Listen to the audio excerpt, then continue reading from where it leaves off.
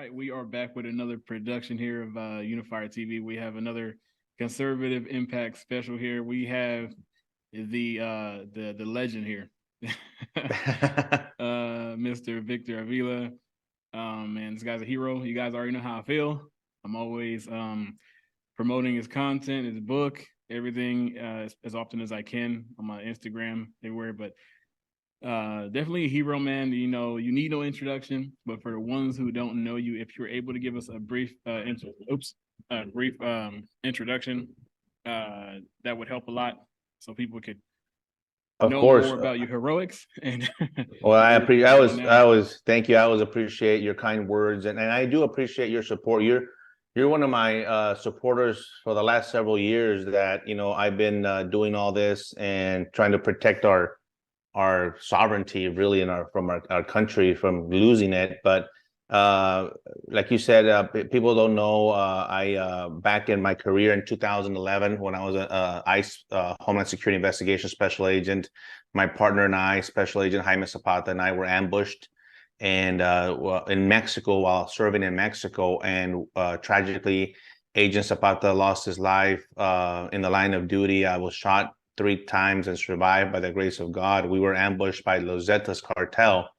And we're going to talk a little bit about cartel activity. As you know, what's going on in Mexico right now as we speak. It's crazy. It's really nuts. And I want people to understand how that affects us, what happens in Mexico, and how that relates to us, and that ripple effect. So I could tell you that I not only because I went through that, I've worked on borders, I've worked on different borders, I've worked in Europe and have seen those different kind of borders, and look at what's happening over there. All of a sudden they have these huge problems with open borders in Europe, Germany, Spain, and they're wondering what's going on? Why do we have all this crime? Why do we have all these unemployment rates, resources that we can't handle? Well, because you had open borders, and we'll talk a little bit more about that. But yeah, my subject matter expertise is human trafficking investigations. I did all of them. I did the drug trafficking, money laundering, everything that touched our border. But I really focused on human trafficking and smuggling. The latter part of my career, that was very, very. It's still very close to me. Part of the reason why I do all this is because there's a lot of it happening still. And a lot of women and children are being trafficked into this country, and no one seems to care as far as our this administration. And so it's a public safety, national security issue, as well as the people that are coming over. And I'll let you take it from there. We have a lot to talk about. Let's see where do you want to start focusing on? I mean, Biden's going to the border. There's a lot of stuff going on. Yeah, like, so for that situation there, showing up at the border after, I think they were saying, well, he just took a vacation or some kind of trip, some kind of leisurely trip, and now he wants to pop up at the border. So he says, as if everything that's going on down there is just happening now. I need to go. It's been happening. So, I mean, what do you make of that whole situation of him? So several things. Yeah, several things. I think that one, the pressure that not me, but other people like me and maybe a little bit of me have put on this administration is working.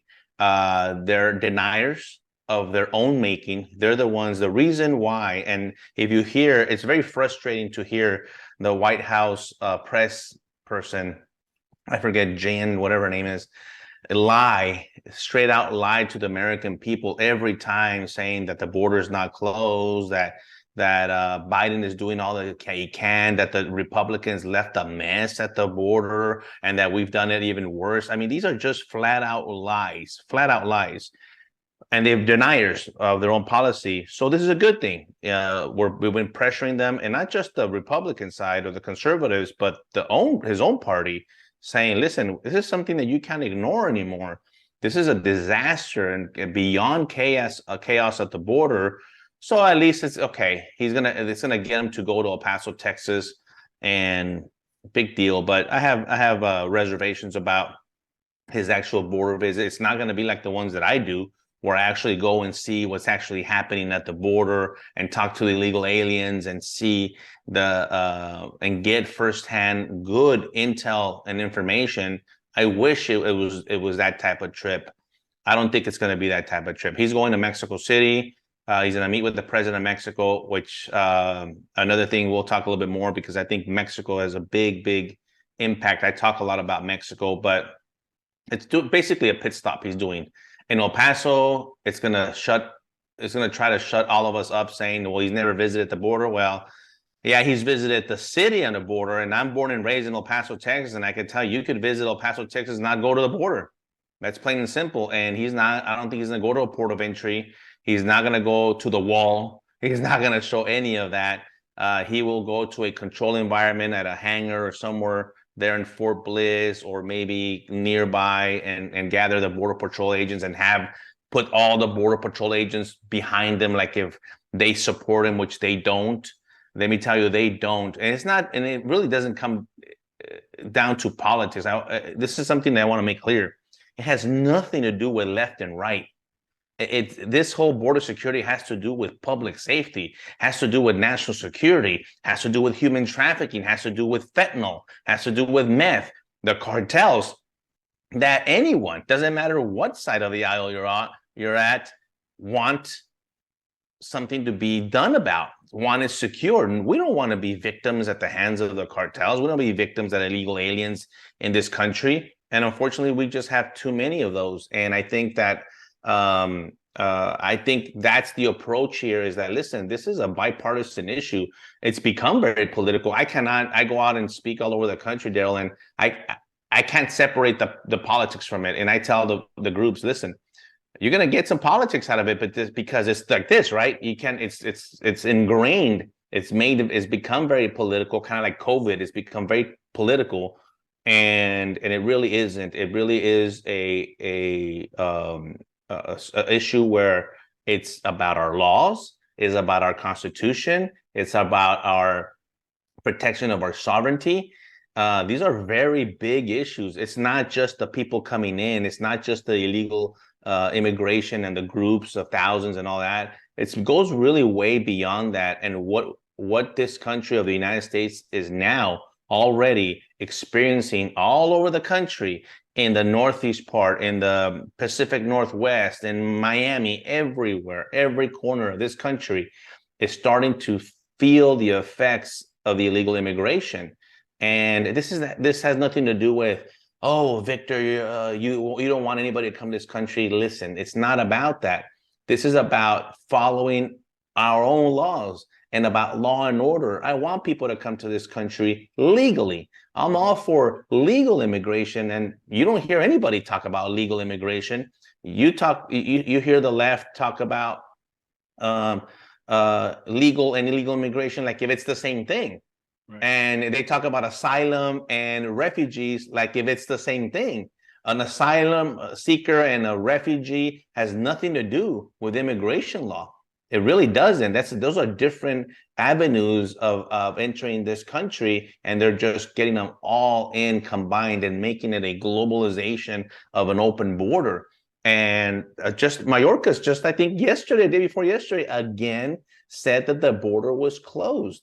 And in their mind, their definition of an open border, I don't know what it is, because what we're seeing is an open border. Right. But they, in their mind, their ideology does not allow them to believe that, and they basically are out to be liars when they continue to say that the border is secure, that the border is closed, when we've seen 6 million people come into this country illegally, and it's just craziness. It's really chaotic, and we're trying to change this going into 2023. Well, that's the scary thing about it, because when we talked, I think we did our video a year ago. I think it's been almost a year or over a year by now. And at the time, you were telling me, this is going to hit the schoolhouses. This is going to hit the neighborhoods. And so, I mean, a year later, I can't imagine how far beyond that we are. And people don't even realize who they're standing next to, who their kid is next to, who's living in the house next door, or who's, checking into these local hotels, because it happens there. And so the thing is that you hit on a lot of things, like the fentanyl. People don't understand the severity of that, and the fact that these people, I did a video on this, how these people are getting so crafty now that they're making it look like candy, and these kids won't know the difference. And it's I mean, it's so dangerous, and I don't know how you can separate, the border security issue from uh the drug trafficking and all that. Like, people don't see how this goes hand in hand. It's Right. it's all together. If it's they're gonna take it and run. Oh, it's wide open. I can get in there. I'm gonna have my mules come in there. I'm gonna have these children running in and out of there. I'm gonna get my drugs in out of there, get my guns in and out of there. So people just don't take it as seriously as they should, and I don't know why. And as far as the immigration goes, I keep telling people this: we are footing the bill for these people that just want to come over here and live, and the government is trying to make these things out to where they were giving them places to live, giving them free education, giving them checks, but taxpayers are footing the bill for that. So, like you were saying, there's nothing wrong with them wanting to come over here and have a better life, but do it the right way so they can work, pay their own taxes, so they can reap the benefits of the things that are available through government, but by paying their own taxes. And if you do it that way, totally fine. There's plenty of unused land in the U.S. where we can build homes and factories and create more jobs. That's totally fine. But if you do it the right way, no one will have anything to say to you. So people just don't get that. And they don't get it. And the right way is one word, and that's vetting. When you do it the right way, you go through an extensive vetting process by the section of Department of Homeland Security called CIS, Citizenship and Immigration Services, who you get a health screening, you get a intensive background criminal background check, all these things, right? That right now, all these illegals that are coming in are not getting. So you don't know. You really don't know, because I get the argument all the time. Victor, not everybody that's coming is a criminal. I know that. I'm the first one to tell you that. I know that. I know they're not all criminals. But one criminal is one too many for me. One rapist is one too many. One murderer, one gang member, one sex offender is already one too many, because we have a lot here already in our country with this crime surge, and we are dealing with having a hard time dealing with in a lot of cities because of the Department of Justice and the sanctuary city policies and all these other problems that now people say, well, so it's very few of them that are criminals. Well, the very few is too many for me. Especially the ones that are linked to terrorism. We've already caught 118 that we know of. We've caught, interdicted 118 individuals on the no watch list and the no fly list that are terrorists. How many of those do you think have already come in that we haven't detected? The same thing with people with criminal histories that I talk a lot to border agents, and they say the processing is just, it's not the way you process a person, right? When you hear all this, they're processing, they're really not. They're coming up, the illegal alien provides their information on this form of whatever name they want to give, because they don't have any ID.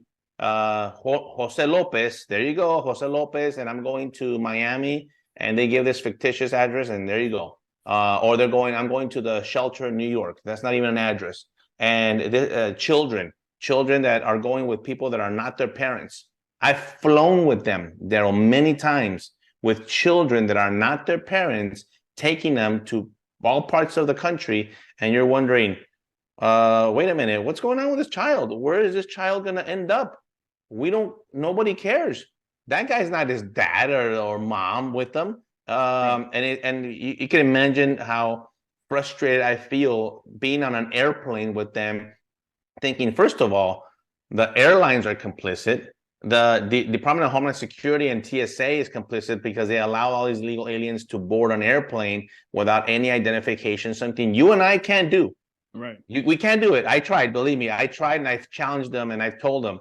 And they say, you will not get on this airplane until you show your ID. And I tell them, but you just allowed all these illegal aliens in front of me. Right. Oh, who are you? Why are you asking us? Why you, and it's upside down and backwards, right? Right. And I've even challenged, I said, do you remember 9/11? Do you really? And now with the new Congress, I'm going to start pushing for them to pass or go back and to look at that law about allowing illegal aliens. And I'm going to meet with my congresswoman to get her to put a bill or something saying you cannot allow people, the paperwork on a plane without paperwork from the Border Patrol is not a duly issued identification, because you're not properly vetted.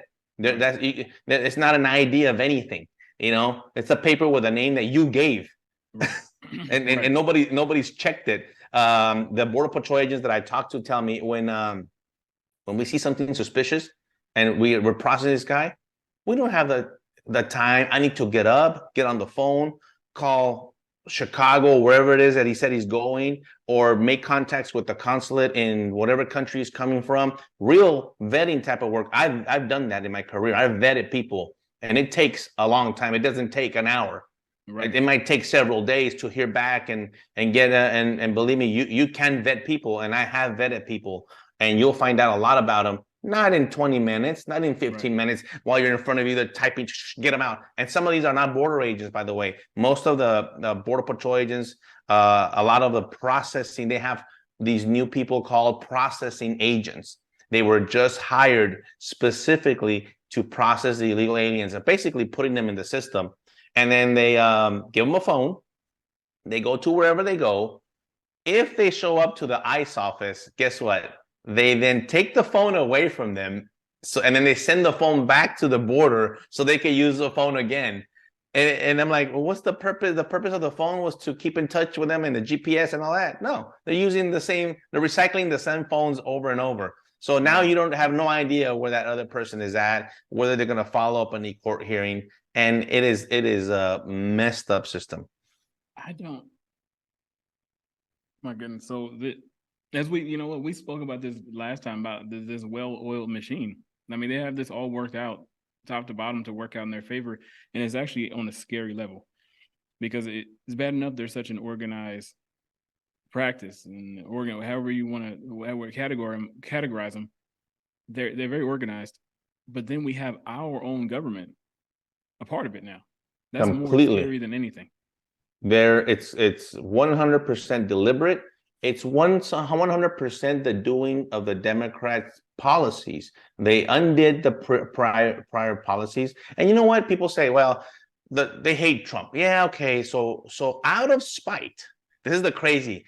We hate that bad orange man so much that we're going to undo everything that he did. Okay, they're undoing everything. And I'm like, okay, it's politics. But what does that have to do with following your laws of your own country? Of your own book. I had it back here, the Immigration and Nationality Act. Mm-hmm. What does it have to do with ignoring that? Trump didn't invent that. That was already in the books for centuries. So why is that being ignored? Why is no one being prosecuted for coming into the country illegally? It's called 8 U.S.C. 1325. What happened to that? No, none of that. Or re-entry 1326.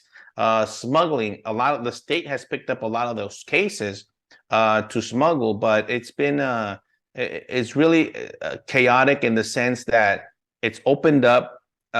It's bigger than just the illegals. One, we're gonna have, like you said, the impact everywhere: the school system, the criminal justice system, the healthcare systems. That is a done deal. It's already happening, and it's gonna happen even more. The other part is dealing with Mexico. No one, Biden's going to go to Mexico. He's not going to have the conversation that you and I would have with the president of Mexico and have a little chit chat and say, hey, listen, what are you going to do?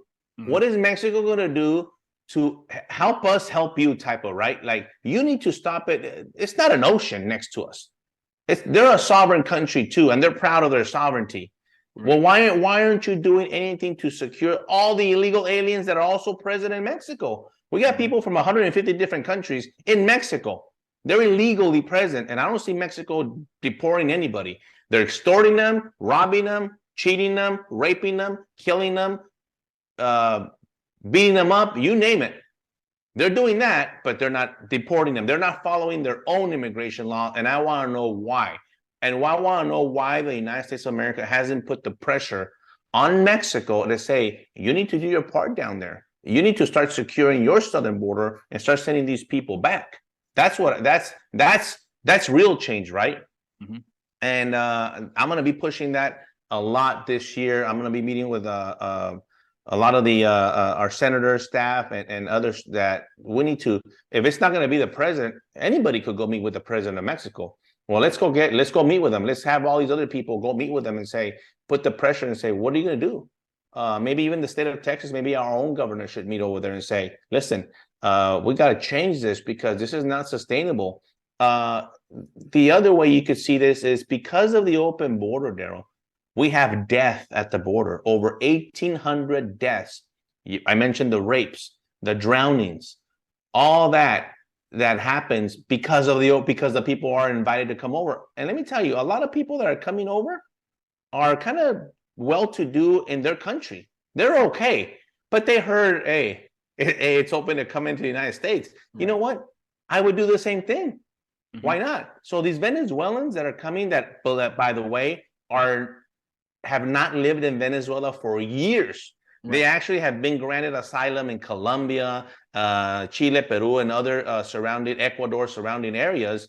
And all of a sudden, I came from, they make it sound like they just came directly from Venezuela. I tell you who came directly from Venezuela is the criminals that were released from the prisons. Those are the ones that we have to worry about. But sometimes we can't tell the difference because we can't vet. We don't have the time to vet because there's so many people. So a lot of issues, man. It's going to be very interesting with the visit, see how it goes. At least now they're acknowledging, the Biden administration acknowledging something that they haven't ignored. I'll take the baby step, but the pressure has to continue. I will continue with organizations that America Project. People could go to americaproject.com, who I'm working with, who you see my cap is Border 911.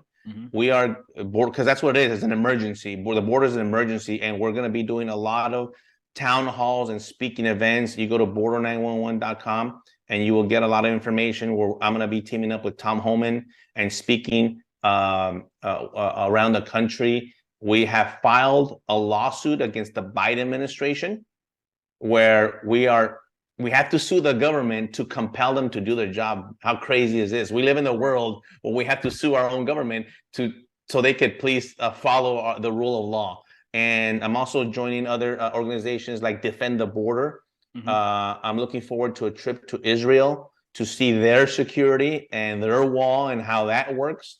So we could hopefully bring that new information back later this year. So yeah, I'm going to continue to fight, man, because this is I have a lot of angel families that come to these to speak, to show the people these are real victims of, they lost their kid to fentanyl poisoning. They lost their child to violence from an illegal alien. And they come and speak, and it's powerful because it's real. These are real victims, and so we're going to be sharing all that. So you could visit those websites and check them out. That's what I would love to. I would love to, even if I can't make it, I would love to see, hear from the speakers and watch. So after they speak, are we going to be able to find some of this content online to be able to? Yeah, a lot of it's going to be streamed online. And if you follow it, americaproject.com and border911.com, you will see that they're setting up for streaming as well. And there's going to be, this is great because this is all concentrated on border. And Tom Homan, Jason Jones, myself, and other great speakers. We're going to bring in special invites depending on where we're at. Like in Arizona, will be special invitation to speakers and wherever. And we're going everywhere, New York, everywhere, to open people's eyes, like you said, so they could no longer say, oh, we don't know what's going on. No, we're going to tell you what's going on and what you can do. Yes, you can make a difference, and you start locally. I know you and I agree on local politics and what you can do locally. Yes, you can do a lot. And it makes a difference of what, first of all, just being awake and being aware. That right there will change everything. Know what it means when Biden visits El Paso, Texas. What does that mean? Just don't take it for granted and say, oh, well, Biden went to the border. No, what does it mean? What did he actually do? Nothing. But okay, but know it. Don't take it for granted. The words that they say, just don't take it for granted. Verify that information. And by you knowing, you will know exactly, like I know because I pay attention. Obviously, I live this every day, but because I'm aware. It's not hard. I'm aware and in touch, maybe a little bit more than other people because I have a lot of contacts, but it didn't take much to be aware and know the process of what's going on. And that way you could say, this is wrong. This is not the way. And guess what? You make a difference at the ballot box, at the voting booth. I'm glad you brought that up. This is not Well, it's part of the topic because of what your vision is and what you're working on. Are you going to stay on your political path to keep running every year? And Well, that's a very good question, man, because I ran for Texas Land Commissioner. That didn't work out for me. I don't think they were ready for me. Look at what's happened in this past week in our own Republican oh man, party and the America First, right? right, Candidates and or Congress people. I liked it. I gotta say, I enjoyed that, man. This is bringing it on. This is showing the American people, hey, we're supposed to be representing the people, right? They're supposed to be there for us, not for the party, not for the money, not for anything, right. for to pass laws to protect us, protect our taxes, protect our security, all that other stuff. And I'm glad. I was actually very happy that this happened, and I thought, well, finally somebody's kind of challenging the establishment, right? And so I'm not saying no, but I got to look at it for 24 to Right. see if I'm in the right path. I won't do it the same way. I won't just say, hey, I'm gonna run for. I'm gonna have to really focus, and whether it's Congress, whether it's another seat, I have to really pay attention and really focus and see if that's where I can make the bigger impact. And where I make the bigger impact is where I want to go. I'm rooting for you. I'm always going to be rooting for you. Appreciate it. So I was honestly disappointed when I saw the primary and how that turned out, and I was like, this doesn't make sense. Like, so I'm like, obviously people don't know what you've done and what you're trying to do, and the importance of having you in that position. And like you said, they weren't ready for you, and that's the unfortunate part about voters. I think people vote ignorantly, and they don't do their research. They don't know who's on the ballot. They just vote for color, and but the problem is that even people that are voting for red or blue outright, no matter who the person is, even some of the people who are voting red aren't informing themselves on who they're voting for in the red. Very And so, true. honestly, I think we came up short, as we know, with a lot of the voting all across the United States. Red came up very short of what we thought we would be able to accomplish. But I mean, it's going to take what happened this week when we see them trying to the Republicans going at each other to try to say, you know what, we know what you're about. The American people don't know. But if you're going to be the guy, this has to change. So, yeah, from what I understand, they accomplished a lot of that. So we'll see what happens. But There's nothing wrong with accountability, right? no, I mean, not we're at all all. held accountable. Not at all. It's called integrity. It's called accountability, and that's a good thing. We're not gonna let you just go at it like just because we've done it like that for the past 100 years. I don't care. It's been Right. wrong. Yep. And all of a sudden, if you happen to challenge, if you notice a lot of people they challenge, and you're the bad guy for challenging it. Yep. Oh, you're the outsider. You're the grassroots. They use all these other names, or you're an extremist. Extremist. We want border security. That's Right. extreme. We Right. want lower taxes. That's not extreme. We want safety and security. We don't want to send billions to Ukraine. Is that extreme? We have we help the rest of the world a lot.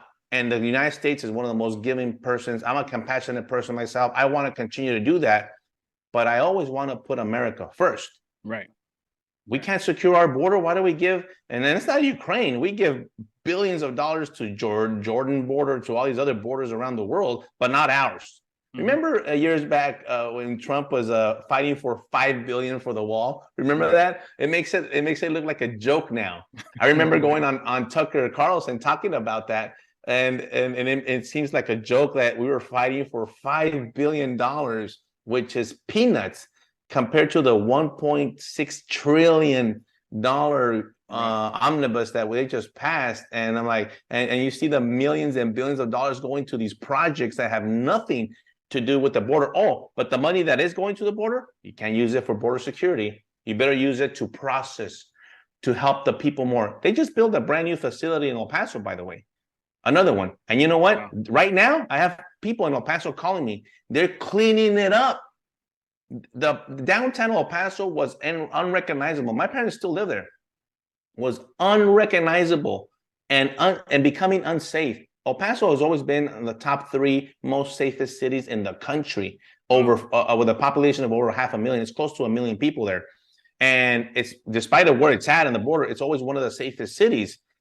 Well, all of a sudden, people, the El Pasoans started feeling unsafe because you had all these illegals breaking in to businesses, breaking into houses. They're breaking into houses under construction to live there. I mean, crazy stuff that they hadn't seen in decades. And we have a wall there that apparently doesn't matter if you let them come in through the side.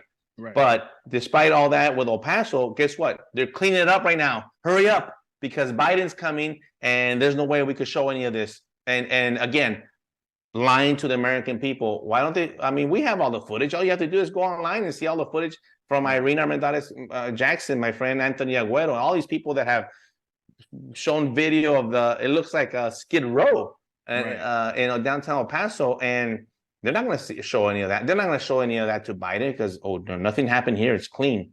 And that's another failure from our leaders in the Biden administration, that they're not facing the reality because they have a different focus of letting everybody in. And I'm telling you, they shot a Border Patrol agent 2 days ago in Lordsburg, Texas, which is part of the El Paso sector. And thank God he's fine. They hit him in the vest. And but this is the threat that these border agents are facing every day. But you never hear the administration talk about that or salute one of our border agents. No, they'll salute the police officer that died of natural causes on January 7th, not January 6th. He didn't die there. Nobody killed him. Right. But they make it sound like he gave his life on January 6th. No, he didn't. The guy had a heart attack the next day and died. And that's it. That's his own mother even said that's right. And he got the medal of whatever. And so this is what we have to face. Be aware, wake up, and just be informed. By being informed, you will know what decision to make and who to vote for. And you're right. And we're voting for people now, maybe not party, but we're voting for that person that's going to represent us. We have to. And it's going to come, like you were saying before, it's going to come down to local level. And, I keep telling people this. People don't, you said it earlier on. It's not about red or blue, left or right, liberal, conservative. It's all of us. We're all dealing with the ramifications of what's going on with this administration. No matter how much the left doesn't want to admit it, no matter how much these liberals on a local level don't want to admit it, people in your neighborhood who hate Trump don't want to admit it, we are all suffering for what this administration is doing. High food, high gas, border being open, drug trafficking, human trafficking, all that kind of stuff. We all suffer in one way or another. The lack of border control, where you have people coming over here living off of us, we all are affected. And so it's going to come down to people realizing that, putting their personal issues aside and voting properly and getting into these town hall meetings, talking to the local governors and politicians and say, look, what are we going to do about this? I'm not red or blue, but I care. And so that's right. I don't know when it's going to kick in for people. Hopefully it won't take too much longer, but I don't want to say things can't get worse, because they can, but I hope they don't before people start waking up. So, I mean, I definitely appreciate everything you do. That's why I consider you a hero. I mean, I'm not stroking your ego. I'm not a BS kind of person. I'm not just going to say something just because, but I mean, you are a hero from the moment I saw you on David Nino Rodriguez, and he's in El Paso too, isn't he? Yeah, I'm sure. As a matter of fact, I'll probably text him later today. I'm sure he's gonna be there. Yeah, he's not gonna be there with a welcoming mat, but he'll be there to report to see what the heck is going on with. Because it's frustrating when you get to a point where it's an insult.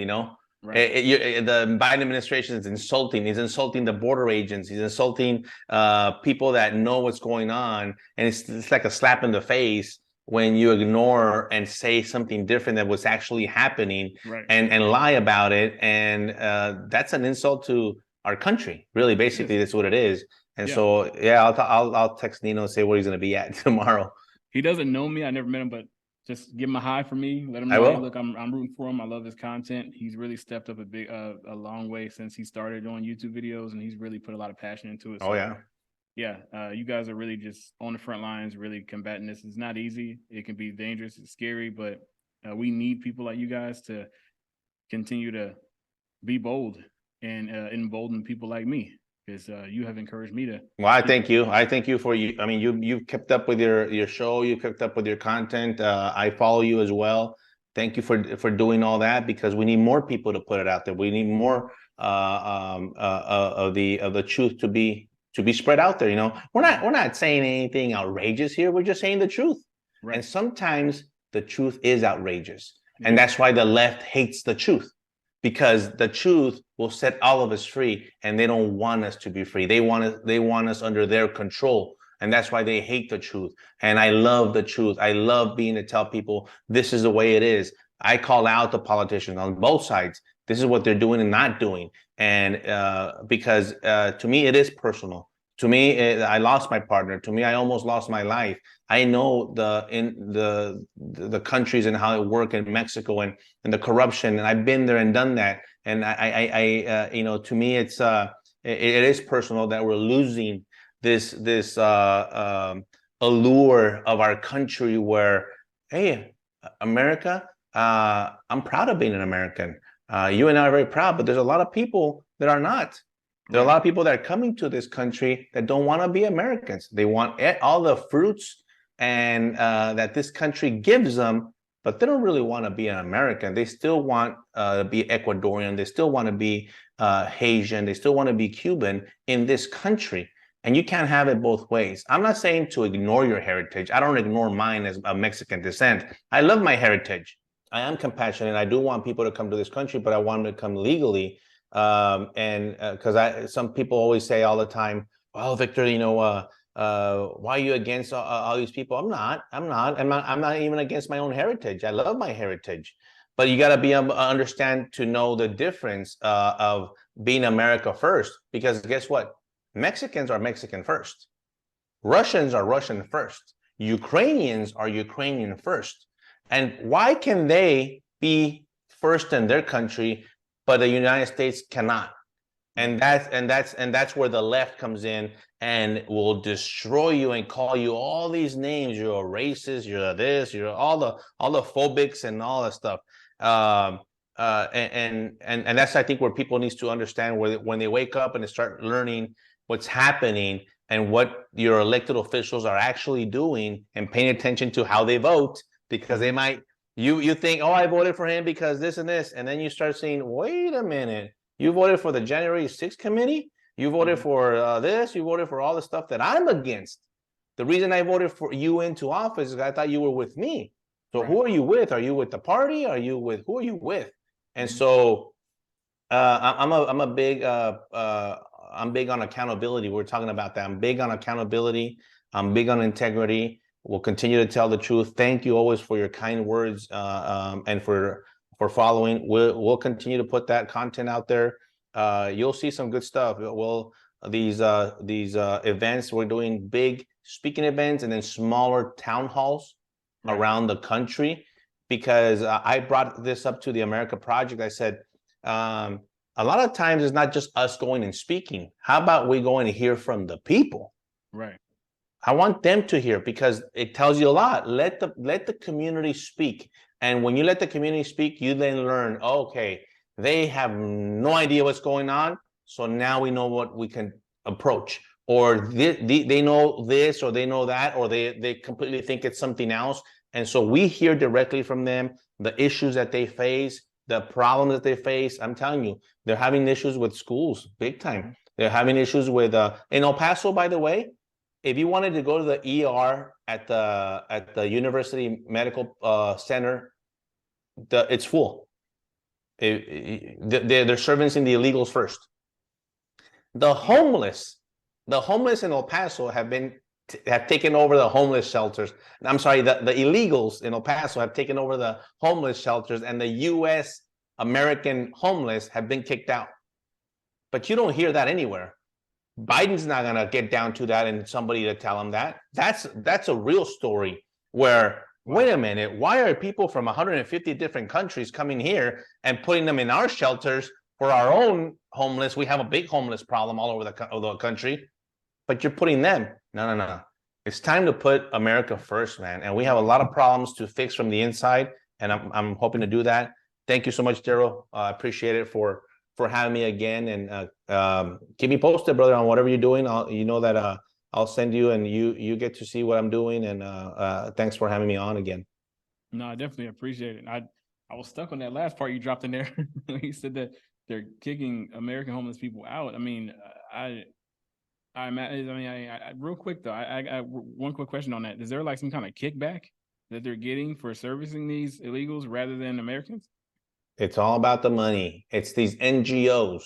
So the NGOs, these non-governmental organizations, have taken over. I call them an extension of the cartel, because the NGOs in Arizona, in El Paso, in Eagle Pass, Texas, they control everything, Daryl. They control the whole thing.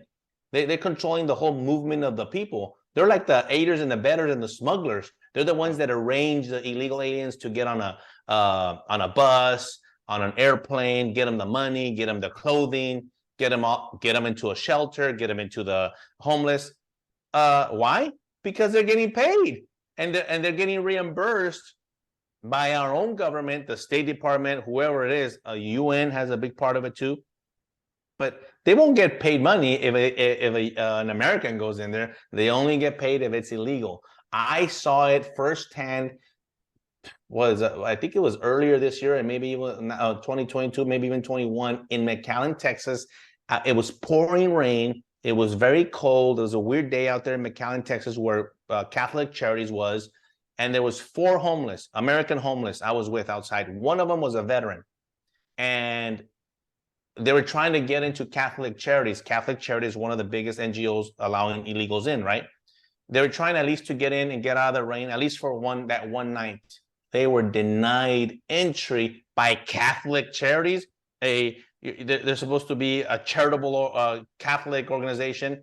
Well, guess what? Right in front of us, people from Haiti, people from South America, and I don't know where else, Cuba, I think, came from a van from one of those contractors, and right in front of us, they opened the doors and allowed them in. And I'm like, what about the Americans? One of them a veteran. Oh, no, they're not coming in. And the guy that runs one of the guys that runs he say, I don't want to see them there. They're not going to come in. And I'm thinking, this is nuts. This is upside down and backwards, man. How is it? What does it hurt you to get these 4 people in there and make some room and feed them for one night? Right. Well, you know what? You answered it. It's the money. Right. They don't get paid for those 4, but they got paid for all the hundreds and thousands that have gone through there that are illegal. And that is one thing that I'm going to tackle in 2023 is the NGOs in El Paso, Del Rio, and Eagle Pass, Texas. You know what? If you like, we can come back and talk about that one on another video, because I would love to. I mean, that's a lot, right? I didn't know that. Yeah, that's a lot. So I would love to tackle that in another video if you absolutely time. Yes, sir. Let me know. I'll give you the screen here. If you could do one more shout out to the like for the Border 911, and I think the other project, I cannot remember. I'm sorry. The America Project. So the website is americaproject.com and border911.com. And another one is Defend the Border. Defendtheborder.org. That one's defendtheborder.org. That's the one that are arranging the trip to Israel. Anybody watching, you could come on. It's well worth the money, because you'll get not only the tour of the Holy Land, but you're gonna get a security tour as well, because you're gonna go with Tom Holman, myself, Jason Jones, and other security experts that we're gonna go and do different, aside from the usual touristy things that you gotta go see, which I want to see too. Believe me, I've never been to Israel. We're gonna go see other things that you would not normally see about the wall, about how Israel protects their country. Israel wants to be disseminated by a lot of people, and so you're gonna get that too. And it's I think it's a total of 10 days. I'm not sure, in June, and there all the links on Defend the Border are up there to check it out. Awesome. Sounds good. I mean, last question: do they have those hats? Like, do they have apparel? Yes. If you go to America Project, I think they have a link there. And as a matter of fact, they were texting that today, because they have a store there, and Border 911. They have the hats, they have the shirts. Yeah, I have to get that hat. I gotta get it. Yeah, and it has the America Project symbol in the back. Oh yeah, I'm definitely getting that. Yeah. Oh, that's on Yeah, the list. it's a good foundation, man. It's a nonprofit. They work off of all the donations, and their whole focus is, I love working with them because we all have one thing in mind, and our agenda is the same, is defend our country and help save it.